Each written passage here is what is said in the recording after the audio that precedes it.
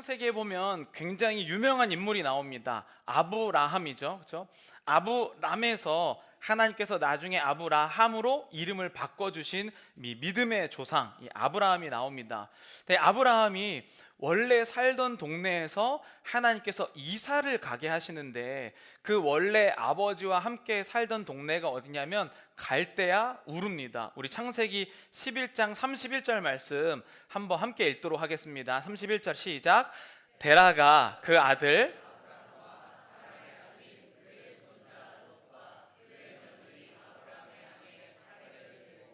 갈대아인의 우르를 떠나 가나안 땅으로 가고자 하더니 하란에 이르러 거기 거류하였으며. 아멘. 그러니까 보니까 아브라함의 아버지는 데라이고 그 데라와 이 여러 친척들과 함께 원래 갈대아인의 우르라는 지역에서 가나안 땅으로 오래 가려고 하다가 중간에 하란 땅에 머물러서 아버지 데라는 돌아가십니다. 자, 그러면 우리가 창세기 11장이라고 하면 뭐 아브라함이고 뭐 이러니까 족장 시대다 이렇게 우리가 생각을 하잖아요. 그럼 예상하게 된 건물은 뭐 지푸라기나 나무로 지어진 집 이렇게 생각하지만 유적지를 보면요, 지금 이 창세기 11장에 있었던 시기는요 기원전 2100년 전, 지금부터 4100년에서 4300년 전의 일입니다. 자, 사진을 한번 보여주시면 이게 갈대아 우르 유적지예요. 그래서 저 뒤에 있는 건물 나중에 외벽을 쌓지만 갈대아 우르가 우리가 생각하는 것처럼 굉장히 허술한 건물이 아니다, 지역이 아니다.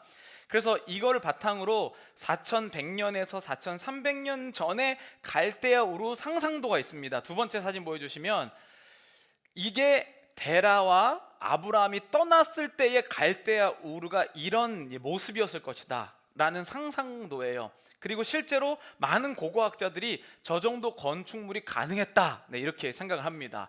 여러분 한번 떠올려 보시죠. 우리가 아브라함이 뭐 어딜 떠나고 이럴 때 한 30명 50명 갔겠지. 그 당시에 그 땅이 굉장히 초라해서 물론 우리나라 뭐 초가집 짓듯이 뭐 그런 동네 수준이었겠지라고 생각하지만 저렇게 강력한 건물에서 사는 사람들의 그 통치 시스템이 어떻게 됐을지 한번 생각해 보시죠. 자, 그리고 이 지금 창세기 11장부터 한 600년 정도 더 뒤로 후대로 흘러가면 그때 이제 출애굽 시대예요. 그렇죠? 이집트 왕자, 그렇죠? 모세라는 사람이 이제 출애굽하는 그 시대인데요. 이 모세가 있었던 당시의 건물이 굉장히 유명한 건물, 지금도 이집트에 가면 여러분들이 보실 수 있는 건물이 있습니다. 세 번째 사진 보여주시면 이게 기자라는 동네의 피라미드, 3대 피라미드 중에 하나인데요. 지금 저게 실제 지금 이제 도시들이니까 건물이 어마어마하죠. 근데 이 기자의 피라미드는 언제 지어졌냐면 지금 기원전 2600년경, 그러니까 갈대아 우르보다 500년도 더 전에 저 건물이 지어졌습니다. 그러니까 여러분 저 건물이 지금도 피라미드가 불가사의다 그러고 막 안에 엄청나게 건물이 지어졌다고 하잖아요. 그러니까 지금 이 모세 시대 때 이 기자의 피라미드를 보면요 이미 그게 유적지예요. 그러면 그 당시에 얼마나 발전돼 있고 건물이 컸는지 우리가 생각하는 것처럼 아이 뭐 동네에서 이쪽 동네로 몇 명이 이사가고 이 수준이 아니라 이미 이 이집트와 그 다음에 갈대아 우르 시대에 왕이라는 게 존재했다는 것을 알려주고 있어요. 왕이라는 거. 여러분 그 제가 시작할 때 미국에서 조금 몇 년 살았던 그 교수님들이 한국 가갖고 이렇게 선진국에서 가서 살다 왔더니 한국은 너무 불편하고 뭐 이것도 안 되고 뭐 건물도 작고 막 이랬거든요. 자, 여러분 갈대아 우르를 떠날 때 아브라함의 마음이 어땠을까요? 저렇게 큰 도시와 왕과 이집트에서 여러분 이집트에서 이스라엘 백성들이 모세와 함께 나가잖아요. 출애굽 엑소더스를 하잖아요. 야, 여러분 그 광야로 나가면서 저렇게 큰 건물과 세상의 중심이었던 엄청난 그 군사력과 왕을 중심으로 한 그 카리스마틱한 그 왕권을 놓고 보이지도 않는 하나님을 따라가는 그들의 마음이 어땠을까요? 우리가 생각하는 것처럼 나는 믿음으로 가리라, 하나님 위대하시고 전지전능하시니 내가 어느 길이라도 가겠습니다, 이렇게 갔을까요?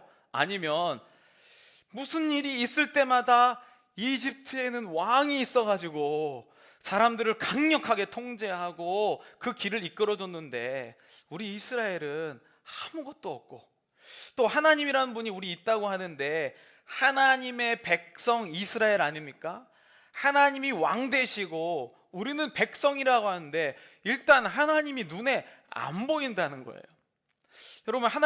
여러분들은 제가 한번 질문해 볼게요. 여러분들은 하나님 나라의 백성이십니까? 이렇게 아멘은 해야겠죠, 그렇죠? 우리 하나님 나라의 백성이에요. 근데 우리가 왕이라고 하면 뭐 편지를 보내든지 아니면 뭐 대화가 가능해서 어려울 때 디렉션을 준다든지 뭐 이런 일들이 일어나야 되는데 하나님이 눈에 안 보이는 거예요. 구약 시대에는 예수님이 오시기 이전이기 때문에 하나님의 직접 기도에서 응답도 안 돼요. 무조건 선지자나 예언자를 통해서 하나님의 뜻을 알려주신다는 거예요. 여러분, 우리가 이스라엘 백성들 굉장히 무시하잖아요.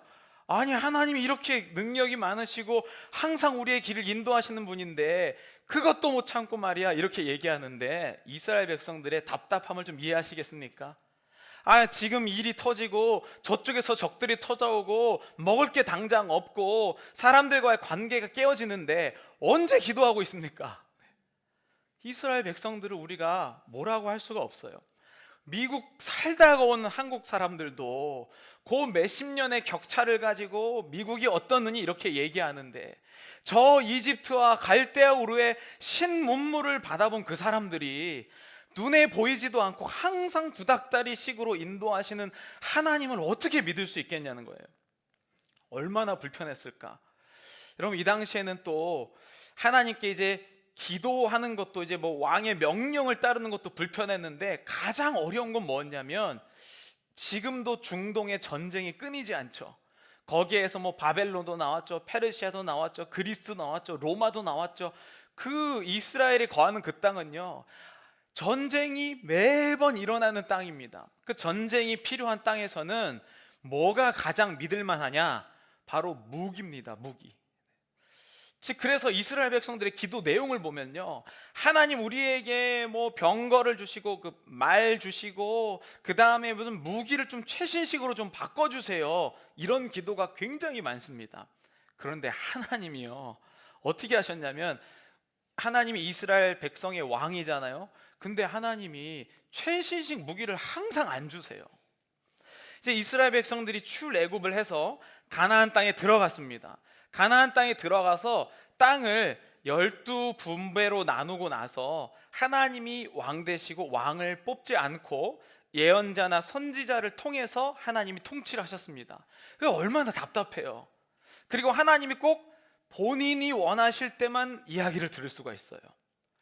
아니, 남들은 왕이 말이야, 이 왕이 얼마나 빨리 지도해 주는지, 일로 가라 저로 가라, 이 기술이 이렇게 해라, 막 철칼 들고 막 이렇게 하는데 우리 하나님은 어때요?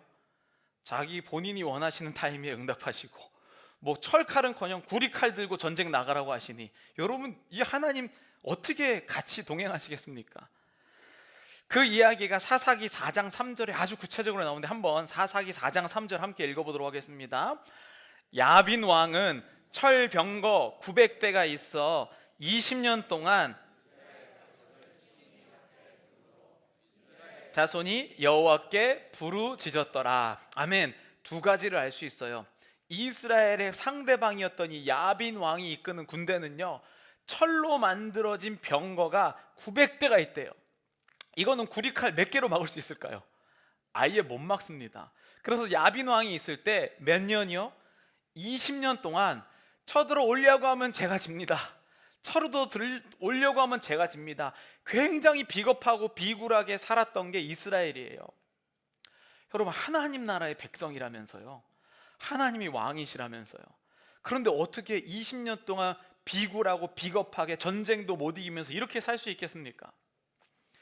하나님이 이제 20년 동안 그들을 기다리게 하신 다음에 아까 사사기 4장 3절이었는데 15절에 이렇게 하나님이 역사하십니다. 15절 함께 읽겠습니다. 여호와께서 바락 앞에서 시스라와 그의 모든 병거와 그의 온 군대를 칼날로 혼란에 빠지게 하심에 시스라가 병거에서 내려 걸어서 도망한지라. 아멘. 굉장히 멋진 모습이에요, 전투가. 왜냐하면 철 병거 막 칼 들고 막 이 군사를 일고 막 이스라엘 쳐들어왔거든요. 근데 어떻게 이기냐면 이스라엘 백성이 칼을 사용하지 않고 자기들끼리 막 칼질하면서 서로 싸우다가 죽어서 도망가요. 얼마나 멋진 장면이에요, 그렇죠? 하나님께서 구리 칼이 있어도 이기게 하시는 거예요. 근데 문제는 뭐냐? 20년을 기다려야 된다는 겁니다. 멋져요. 칼 없이도 이길 수 있는 인생 참 멋진데 20년 기다려야만 이긴다면 여러분 어떻게 하시겠습니까? 당장 다른 나라로 이민 가지 않겠습니까? 하나님 전지전능하시고 우리를 꼭 선택하셔서 하나님 우리의 왕 되신다며 그 왕이 왜 이러는가? 그래서 이스라엘 백성들은 사실은 실제로는 어려운 인생을 살았습니다. 그래도 이 사람들이 얼마나 착한지 아세요? 가나안 땅에 들어가서 12지파를 분배받은 다음에 왕 안 세우고 꽤나 오랜 시간 지냈습니다. 그런데 문제만 생기면 왕 달라고 한 거예요. 하나님, 저 이집트 보세요. 왕이 있으니까 빨리 결단하고 군사 짱 모아서 세상에 저렇게 잘 살지 않습니까? 저도 눈에 보이는 왕을 달라고 이스라엘 백성들이 항상 기도했어요. 그런데 이들이요, 말썽 많이 일으켰지만 끝까지 참았습니다. 하나님께서는 이 사사들을 통하여 하나님의 뜻을 전달하셨는데 그 사사 중에 굉장히 유명한 사람이 있죠. 지금 영어 이름으로 많이 사용하는 사무엘, 그렇죠?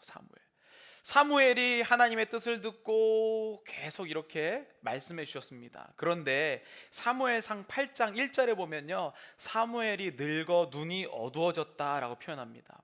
이제 이 말은 하나님의 뜻을 사무엘이 듣기 어려워졌다는 뜻이에요. 그래서 이제 사무엘 그 다음 제너레이션인 이 사사가 사무엘 두 아들에게 옮겨집니다. 근데 이 아들들이 잘하지 못했어요. 그게 사무엘상 8장 3절에 나옵니다. 우리 함께 읽겠습니다.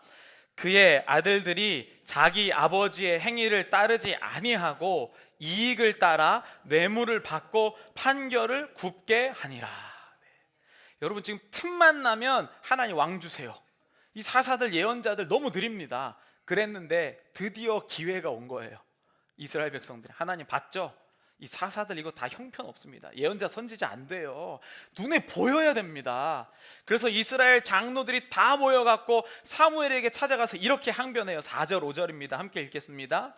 이스라엘 모든 장로가 모여 라마에 있는 사무엘에게 나아가서 그에게 이르되, 보소서, 당신은 늙고 당신의 아들들은 당신의 행위를 따르지 아니하니 모든 나라와 같이 우리에게 왕을 세워 우리를 다스리게 하소서 한지라. 그래서 이스라엘의 첫 번째 왕이 세워지는데 그게 바로 사울 왕입니다.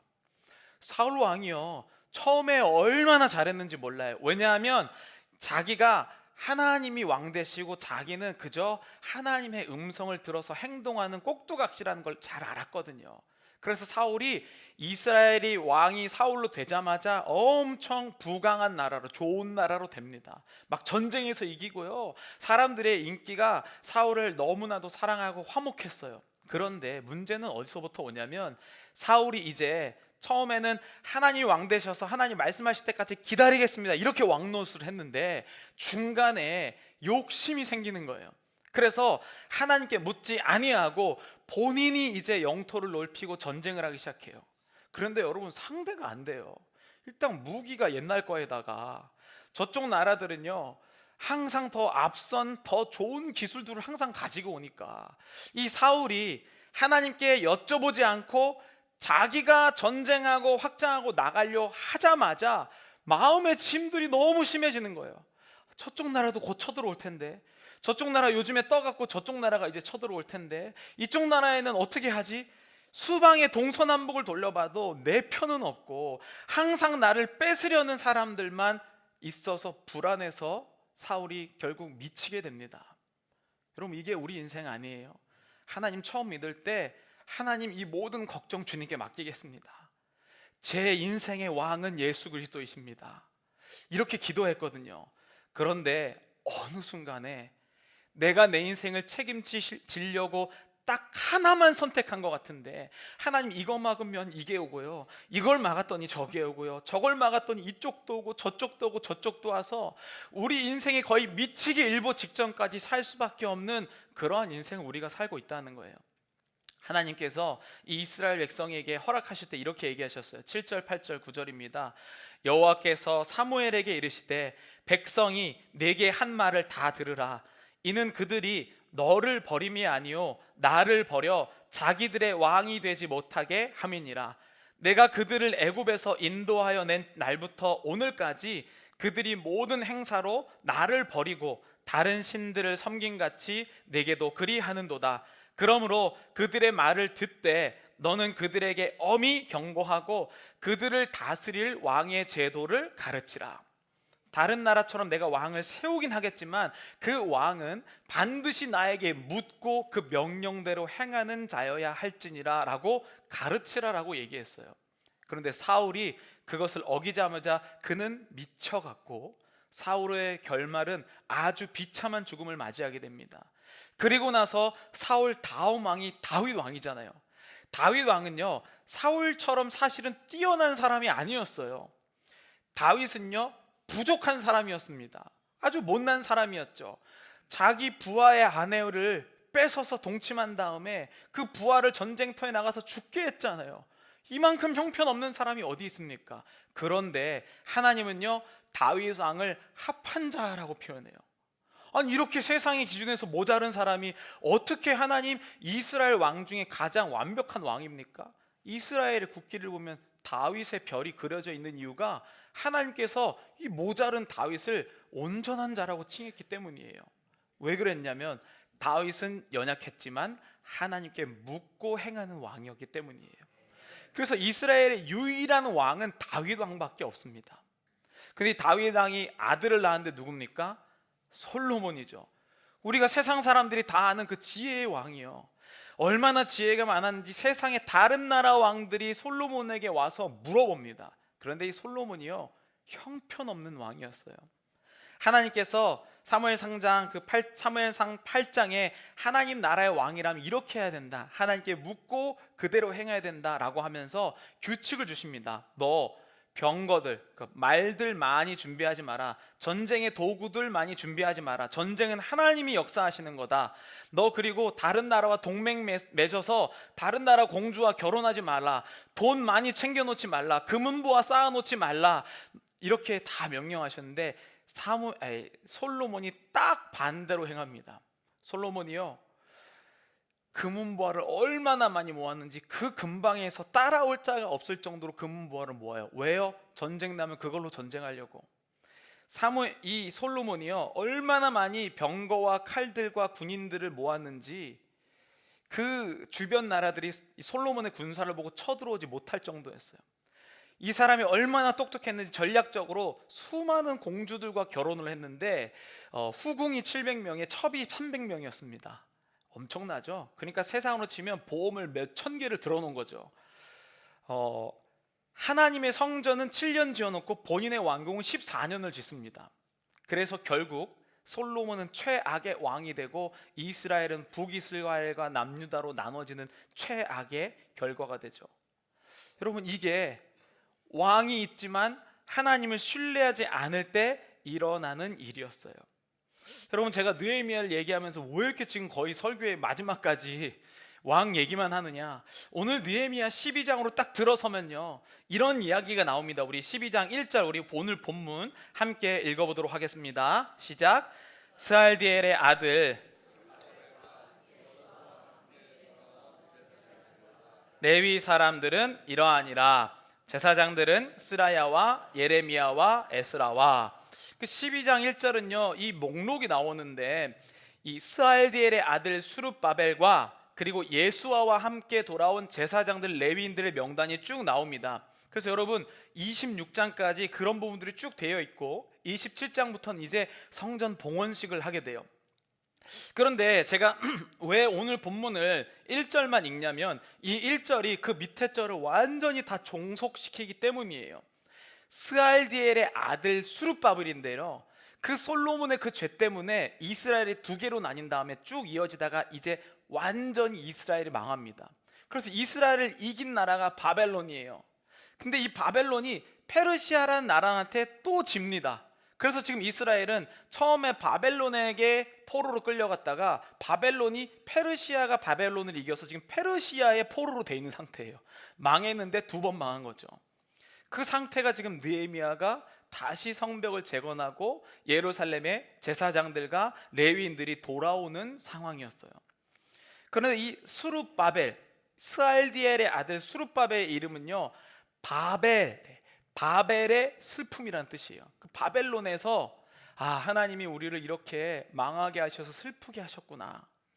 이 수룹바벨의 이름은 그런 뜻이에요. 근데 여러분, 이 스알디엘의 아들 수룹바벨이라고 표현할 때 이스라엘 사람들은요, 이 본문 딱 읽자마자 딱 떠오르는 게 있었어요. 우리나라도 포로가 된 적이 있죠. 이 나라가 식민지가 된 적이 있죠. 일본에게 우리나라는 일제강점기의 역사를 거쳤습니다. 근데 만약에 일제강점기가 있었는데요, 만약에 우리가 다 어려운 중에 고종의 아들이 왔다, 이러면 여러분 어떻게 생각하겠습니까? 우리가 지금 일본에게 지금 막 식민지를 하고 있는데 고종의 아들이 멀리서 돌아왔대요. 그럼 어떤 생각하겠습니까? 이 적통한 왕이 계승권자니까 이 고종의 아들을 통해서 다시 한번 우리나라를 만들어 보자. 그게 스알디엘의 아들 수룹바벨의 내용이에요. 사람들이요, 지금 여기 우리 느헤미야 11장까지 여러분 나누셨을 때 제사장도 형편없었지만 하나님이 다시 리커버리, 복귀시켜 주셨죠. 레위인들도 다시 하나님 돌려주셨고, 노래하는 자들, 문지기들, 수많은 사람들을 지금 회복시켜 주셨습니다. 그런데 유일하게 딱 한 직책만 회복하지 않았어요. 그게 뭘까요? 왕만 회복하지 않았어요. 왜요? 이스라엘 왕은 누구십니까? 하나님이시기 때문에. 여러분의 왕이 누구십니까? 여러분 교회를 다녀도요, 신앙생활 열심히 해도 정말 여러분들이 최선을 다해 울부짖고 기도하고 작정 기도하고 뭐 별걸 다 할지라도 내 마음의 왕이 예수님이 아니시면 죄송하지만 아무런 소용이 없습니다. 하나님은 이 순서를 바로잡기를 원하셨던 것 같아요. 너의 왕이 누구냐? 오늘 느헤미야 12장에 나오는 이 왕에 대한 질문은요, 바로 이거예요. 그들이 예배를 안 드린 것도 아니고요, 하나님께 어떤 행위를 안 한 것이 아닙니다. 그저 위험이 있을 때마다 좀 보이는 왕을 달라고 했었던 그 마음의 왕이 예수 그리스도가 되어야 한다는 것이었어요. 여러분, 주님이 왕 되실 때요, 예수님이 왕 되실 때 나에게 아주 딱 맞는 길을 주십니다. 하나님의 목적은요, 우리 인생이 이 땅에서 잘 되는 게 아니에요. 내가 내 인생을 포기하고 하나님이 나의 길을 이끄셨을 때 내가 상상한 것과는 다른 길로 인도하시는 하나님의 놀라운 섭리들을 보게 됩니다. 여러분, 기도하는데 이미 내가 하나님의 음성을 기다리지 못해서 이미 계획 다 짜놓고 기도하시잖아요. 그렇죠? 아니, 하나님의 음성이 왕이 명령할 때까지 눈에 보여도 움직일 수 없는 게 백성의 삶이거든요. 그런데 이미 내게 눈에 보이는 게 너무 많은 거예요. 하나님, 이 시기에는 이렇게 해야 되고요, 저 시기엔 저렇게 해야 됩니다. 나는 백성이 아니죠. 그거를 바로잡기를 원하시는 게 바로 느헤미야 12장 1절의 선포였어요. 예수 그리스도가 왕 되시는가. 우리 함께 이 자막 읽어보면서 우리의 삶을 선포해 보겠습니다. 함께 읽겠습니다. 내 인생의 왕은 예수 그리스도 한 분이십니다. 아멘. 여러분, 예수님이 여러분들의 유일한 왕이심을 믿으십니까? 그런데 여러분, 쉽지 않아요. 일단 기다려야 되고요, 그리고 구식입니다. 이게 하나님을 따를 때 우리에게 실제로 주어지는 인생이에요. 하나님 믿으면 잘 된다, 잘 되죠. 그런데 20년 뒤일 수도 있어요. 하나님이 나에게 이것을 허락하신다는 것은, 여러분, 하나님이 나를 만드신 분인데, 저도 저의 자녀들이 이제 커 가잖아요. 제가 딱 봤을 때 이렇게 하면 안 될 것 같은데, 근데 저는 말을 안 합니다. 왜냐하면 그 말해도 어차피 한쪽 귀로 듣고 한쪽 귀로 나갈 거니까요. 근데 부모인 제가 봐도 저렇게 하면 분명히 몇 년은 더 고생할 텐데 라는 게 보여요. 근데 자기 나름대로는 아주 퍼펙트한 플랜이라고 얘기를 하죠. 여러분이 아무리 선한 길을, 아무리 좋은 길 계획하셔도요, 나를 만드신 분보다 더 좋은 길은 없습니다. 그게 왕되심을 믿었을 때 나오는 놀라운 역사죠. 저는 시대와 역주행하는 것 같고, 때로는 너무 느려서 하나님, 저 그냥 망하는 게 하나님 원하시는 길입니까? 라고 물어볼지라도 예수 그리스도가 여러분 인생의 유일한 왕 되시는 여러분 되시길 간절히 축복합니다.